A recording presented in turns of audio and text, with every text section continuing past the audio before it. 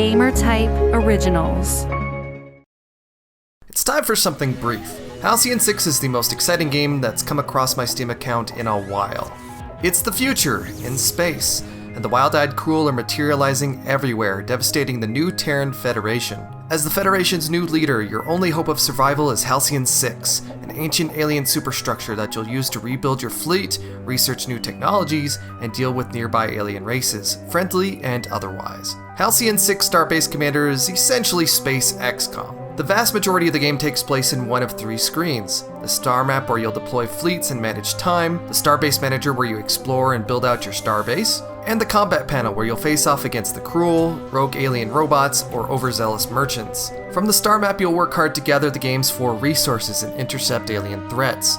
Nearby races will present diplomatic quests, but for the most part, you're uncovering resource mines within the once glorious Federation and defending them from aliens. Maintaining supply lines is essential to your efforts, and you'll be thankful to develop drones that retrieve your resources automatically rather than having to cart your fleet between systems to gather them by hand. Everything you do hinges on building and maintaining a staff, which becomes more difficult and expensive as your roster grows. Need to upgrade this mine? You'll need an officer to do that. Need a new officer? You're gonna need an officer. Losing a high-level staff member or spaceship is crippling, since you'll never maintain a large quantity of either. As your officers rank up, you can augment them with space and ground-based combat abilities, but since you'll rarely ever fight phaser to phaser, it's easy to let those abilities slide. Combat is essentially a reskinned JRPG battle mode. You'll line up with up to 3 vessels or personnel and dole out melee attacks, buffs, heals, special attacks, and more, turn by turn. Here's a pro tip.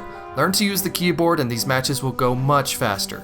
Trust me, I'll explain why in a second. The game borrows a lot aesthetically and thematically from Star Trek, and it was hard not to imagine this as the much bigger brother of 2013 Star Command, another kick-started space management indie game. Halcyon 6 has a very charming look and a fun sense of humor, and while a lot of it feels borrowed, it's borrowed very well. One of the few but big points where the game falters is in its soggy mid-game. After a whirlwind hand-holding tutorial, Halcyon 6 presents a myriad of interesting missions featuring the game's other races one after the other. For the first few hours, the game feels somewhat curated, as I quickly wiped out the nearby alien pirate threat, if only to quickly acquire their resources. But all these fun little alien missions and diplomatic meetings disappear for the most part, and the game becomes a drag. Now you're on watch indefinitely, dispatching cruel patrols and sewing up their spawning portals. With so few officers, abilities, and ships on your end to mix things up, even the combat becomes a chore when you're having to destroy 5 or 6 patrols in a row, return to base to repair, then rush back out to do the same thing when they respawn a few days later.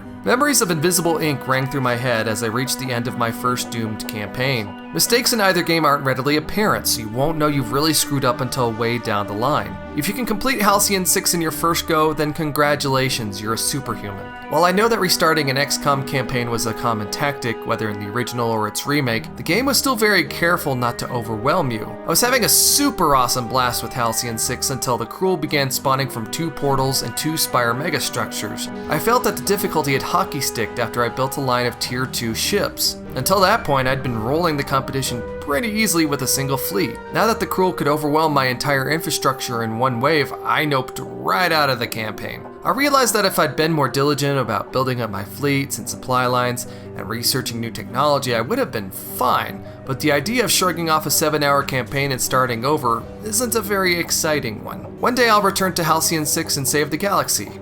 It just won't be today.